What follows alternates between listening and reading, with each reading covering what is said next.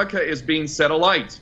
America is being sacrificed. There always is a transfer of imperial power. The empire never actually leaves. It simply morphs into something else. And the plan of these psychopaths is to have Israel be the next empire. Now, what's really key here is for American service members. Back in 2013, many may recall that very courageous service members held up signs in their uniforms and said, "I did not join the U.S. military to fight for Al-Qaeda in Syria." Now, but that was 2013, pre-ISIS. Now, it is very critical for American service members to now know you are going to be called on to fight for ISIS. You are going to be called on to fight for ISIS against those who are legitimately fighting against ISIS, i.e. Iran, Hezbollah, Syria, and Iraqi forces as well. We are funding, supporting, and coddling ISIS. Nonetheless, here are two truths we must face. Number one, the United States government, and by default, U.S. military, have been hijacked by nefarious foreign agents who are using said military to carry out wars of aggression in pursuit of a goal known as full-spectrum dominance. Millions dead and maimed, as well as more than 22 American servicemen and women committing suicide on a daily basis, is just partial testimony to this fact. 2. The American people would never have supported such wars if they were told the truth. Thus, the media and so-called experts have incessantly lied, with false flag operations routinely employed to dupe the American public and the West in general into the self-destructive madness of wars that never end. I think this is a really important issue because for me, whether it is lawful or unlawful to not pay taxes doesn't matter. If someone would have given me an order in the Marine Corps, as an ex-Marine in a combat environment, if somebody would have given me an order to kill a child or to do something like that, I certainly would like to think that I would have defied the order because it's simply immoral. And yet, we don't look at it as that cut and dry when we pay our taxes. But in effect, that dead child or that destroyed family's life is because we pay that tax. We are, in fact, criminals ourselves. Just like the hitman scenario, if you pay a hitman to commit murder, are you not as guilty as the hitman? And that is essentially what we're doing, are we not? Effectively, what they said was the American people are too stupid to realize what an opportunity we have, and the only way that they would support these effectively wars of aggression, which are war crimes, quite frankly, the only way they would support such a thing is if there was a catalyst, some sort of, quote, new Pearl Harbor type event. Lo and behold, only just a few years after these documents were written, 9/11 comes. It was the biggest gift to the Jewish supremacist Zionists who wanted to break up Iraq. That was always identified, breaking up Iraq into several pieces and also surrounding areas. The real reason for all of these policies we see is for something called the Greater Israel Project. And every policy we see playing out in the Middle East right now is all about basically getting the Arabs and Muslims to bleed each other, to sow the seeds of sectarian hatred, to get the Arabs and Muslims to kill each other, to hate each other, to be divided into that fractured, weakened state for eventually for Israel to expand and become the next empire after America, because the American empire is being sacrificed right before our eyes. And now, if you're an Israeli Mossad agent and you're using the motto of "Thou shalt," by way of deception, "Thou shalt do war," this makes sense that you would be blaming somebody who's not guilty, Palestinians, for a crime that you yourself are committing. Israeli Mossad are known for false flags, and it's clear they had foreknowledge. They had explosives in their vehicles. They were arrested on the day. Many of them failed lie detector tests, and they were quietly deported by Michael Chertoff, who was in charge of their release, quietly deported back to Israel. And yet the whole time we've been told that Muslims are responsible for this. And then let's look at the Muslims and how ridiculous this story is. First off, you've got a guy in a cave in Afghanistan, Osama bin Laden, who according to French intelligence was seen in an American hospital in Dubai in July of 2001. So this CIA asset who's been working for Al-Qaeda. What is Al-Qaeda? It's nothing but a creation of the CIA functioning for the CIA. So Osama bin Laden, a guy who is apparently living in a cave in Afghanistan where you don't even have mobile coverage. Who do we owe the money to? I'll tell you who we owe the money to. The Rothschilds, the Oppenheimers, the filthy rich banksters that are running this system, that our corrupt prostitute politicians gave the power to these tyrants to do. You all have not worked hard enough. None of you have worked hard enough. None of you working class people out there have worked hard enough. You haven't worked hard enough, and you owe the Rothschilds money. And they're taking away your social services, and They're telling you you need to go fight a war. In Iran now. In Syria. And what do they do with the war? They make money off of us, again. And they send our sons and daughters off to war, to kill innocent people, to rape them, to steal their land. And all the while, with hypocrisy doesn't even begin to explain us talking about freedom and democracy. It is a joke, and it mocks all of us. And the head of the snake is the financial system. Leaders, whether they're prime ministers or politicians, all of them, traitors with the rarest of exceptions. They have given the power on behalf of us, who they supposedly speak for these tyrants to be able to print the money. They then loan the money. They then loan the money to the banks at interest. At interest. We pay interest to people who print money, which we could print ourselves debt-free. And yet we allow them to do this. So they print the money, and then they loan it to the banks at which we own the interest. And they've had this fraudulent system in existence for many, many hundreds of years now. And this system is inherently debt-driven. The point of it is to indebt us, so that we have to pay more and more taxes to pay off a debt that can't possibly be paid off. Because the amount of debt that is created from the money that is printed, there is not enough money in circulation to pay off the debt. So there will always be debt. There is no way to balance the budget. We will always be in debt. From Africa, whether you come from China, whether you're poor, whether you're middle class, even rich, doesn't really matter. The truth is the truth, and no matter how different your angle, your perspective is, it will bring you to the same place. And the same truth that we all come to know eventually is that, guess what? We're all being used.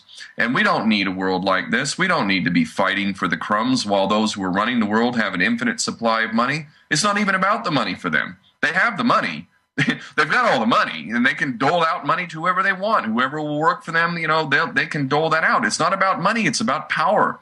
And these son of a bitch psychopaths want absolute power, total power, microchipping, every kind of aspect of power that can be imagined. They want it, and they're trying for it. But in their lust for power, they have made a really cardinal mistake. They could have maintained a really high and obscene, unjust level of power, if you ask me. But they don't want that. They want everything. They want total control. And I'm actually happy that that's what they want, because as they go for that more and more people are realizing, well, wait, this is completely unacceptable now, isn't it? I thought it was unacceptable long ago, but more people are beginning to realize this is unacceptable. And at the end of the day, how in the hell do you accept the unacceptable? It is simply unacceptable. Well, and the problem is, of course, that for these people is that in their belief system, they actually believe, fortunately for us, that they have to tell us what it is they're doing. Not necessarily putting it on the front pages all the time, but somewhere out there, the information, the template, the script, the gameplays have to be put out there, because they work on the principle that if it's out there and then the people don't react, then that's the equivalent of giving them the social license, the contract to then pursue their agenda. Tacit consent. In Syria, the entire policy is intended to create havoc in the Middle East, and it is extremely important that people around the world begin to fully comprehend that these policies that are being carried out in the Middle East are actually not failures. I'm getting sick of hearing so-called experts talking about geopolitics and how America is failing to learn from its mistakes and all of this nonsense. These are not mistakes. These are intentional policies to wreak havoc, to sow the seeds of sectarian hatred. Again, let me cite the fact that before we took Saddam Hussein out in Iraq, there was no Al-Qaeda in Iraq. Also, when we played this game in Libya, there was no such thing as ISIS and all of this madness that's going on in Libya today. Syria, again, while it had its problems, and it certainly had its human rights abuses, most definitely did not have the problem that it has today. Every country that we touch by Western policy, every country that we touch in the Middle East is full. If anyone takes an honest look at 9/11 and specifically Building 7, they will realize they're being lied to. And the entire system is set up to continue lying to them. That tells you a lot about not only how much our government feels about us, but also about what our government's real agenda is and what they're really endorsing, which is a never-ending state of war. These people are psychopaths. They don't have compassion and empathy like a healthy, human being does. They don't care about you or me. They don't care about the military. They call us heroes to their media and whatnot. They don't give a shit about us at all. And they certainly don't give a shit about the Iraqi people or the Iranian people or any people for that matter. So if you want to understand the way the world functions, you need to look at it from the perspective of a psychopath who is drunk on his own power. Now, if you can get into that place and start to look at the way the world functions, you're going to find that it all makes perfect sense. Cannot emphasize enough the need to read Oded Yonan's A Strategy for Israel in the 1980s. Basically, everything we see playing out in the Middle East right now comes from that very document. The goal is for an expansion of Israel. It's known as the Greater Israel Project. And under this delusional psychopathic plan, the goal is for Israel to expand into Lebanon, into Syria, into Iraq, Jordan, parts of Saudi Arabia, and down into Egypt, from the River Euphrates up in the north down to the River Nile in the south.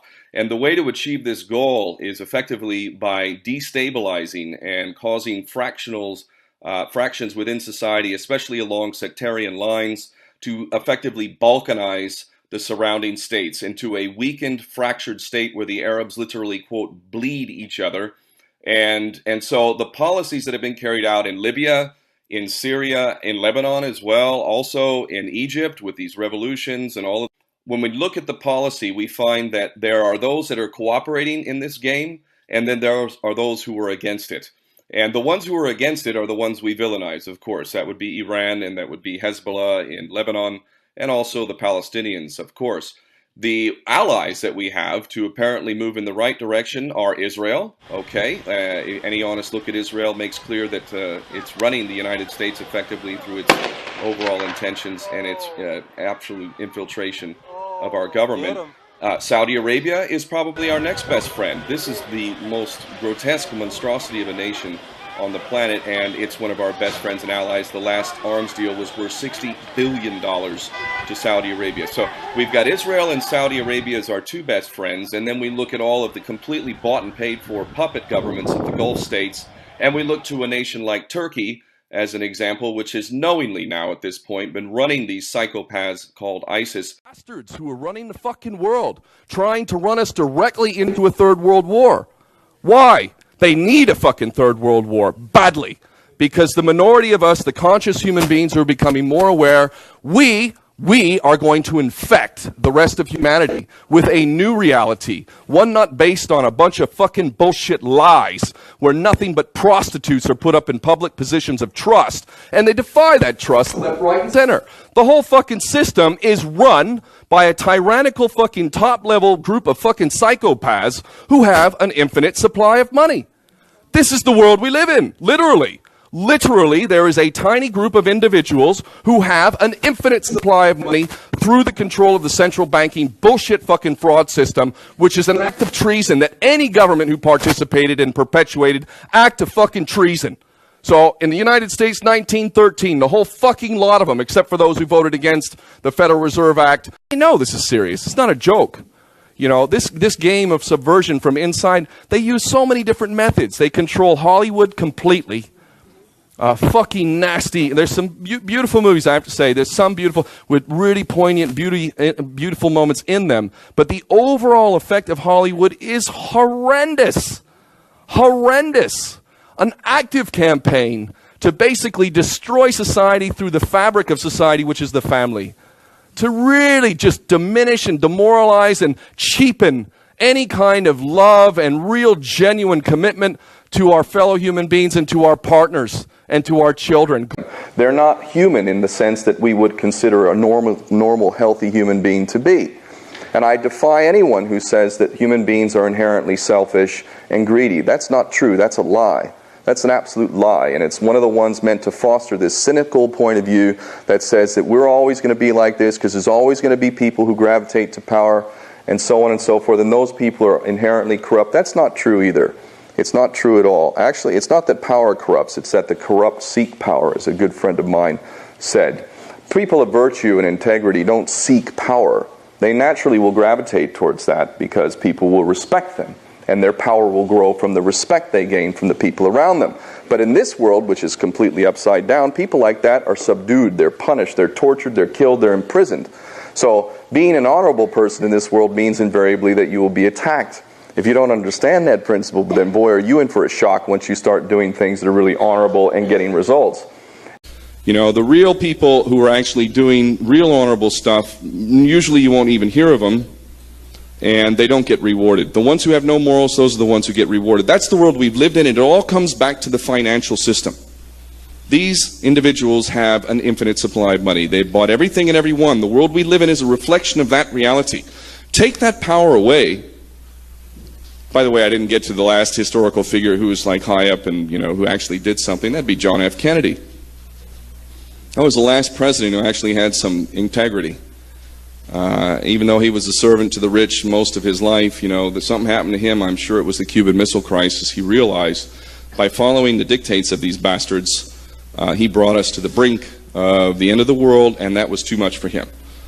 That was too much. He stopped obeying the orders. He went directly against the orders on many levels, especially with the issuance of United States notes that bypass the Federal Reserve Bank people down.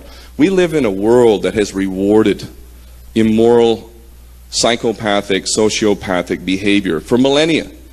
So when people talk about human nature, what they're not factoring in is that we're not actually living a natural, healthy existence at all. We're living in a collective state of insanity in which literally we threaten our own existence. Like in the movie V for Vendetta, we're hardly any better, if any better, than a virus. A virus, you know, infects the host, acts as a parasite, basically will spread, and if the body doesn't have the strength to actually quell the virus will take over the host to the point that it will kill the host, and the virus is killed as well. And isn't that what we're doing right now with our behavior? I mean, here we are with these big brains, these very expensive anatomical pieces of equipment that require a lot of oxygen. We all have a common fate. We live on planet Earth. You know, what's good for the Earth is good for us. What's bad for the Earth is bad for us. There's just no way to break that, you know. I mean, you may profit financially from doing something bad for the Earth, but have you really gained? Well, the only way that you could possibly have gained is if you believe that you live detached, disconnected from the rest, and that somehow you can derive benefit at someone else's expense. When you understand the truth, from my perspective, understanding that we are all connected, what is good for you is good for me. And there's no way around that. I don't care how clever you are. In truth, your cleverness is your stupidity. You think that you can manage to obtain some real benefit off of exploiting somebody else's weakness. It doesn't work that way. It doesn't work that way. And I don't care how smart you are, the fact is that if you have harmed others for your own perceived personal benefit, you have screwed yourself. 1 minute, last minute, Ken O'Keefe. Go ahead, sir. Iran, from the supreme leader Ayatollah Khomeini to the current supreme leader, have all said the same thing, that nuclear weapons are haram, it's an affront to God, and it's only countries like the United States, Britain, France, and all these hypocrites that are developing nuclear weapons in the United States using them as well. America has been hijacked. Netanyahu coming to the U.S. Congress is perfect. I'm very happy about this because it is going to force the genuine American patriots who swore to uphold the U.S. Constitution. You need to face the fact that the Founding Fathers were right about the enemy inside the gate. Your nation has been hijacked. Congress is nothing but a den of traitors. This man in Washington is a chicken hawk who wants to send more American sons and daughters off to another war for Israel. It's not enough for him that more than 22 American service members a day are committing suicide. He wants more. He wants more Americans to die for Israel. Those military men and women, it's you now. It's coming to you now. Are you a patriot or are you not? Are you going to let your nation descend even further into the chaos and corruption that has been so sick and so twisted that it's destroying American lives as well as the rest of the world, to the tune of 22 American servicemen a day who are committing suicide? Are you going to sacrifice more of your American sons and daughters for Israeli wars, for Zionist wars? And those Americans who are waking up to this, I hope to God, in the military in particular, that you refuse your orders.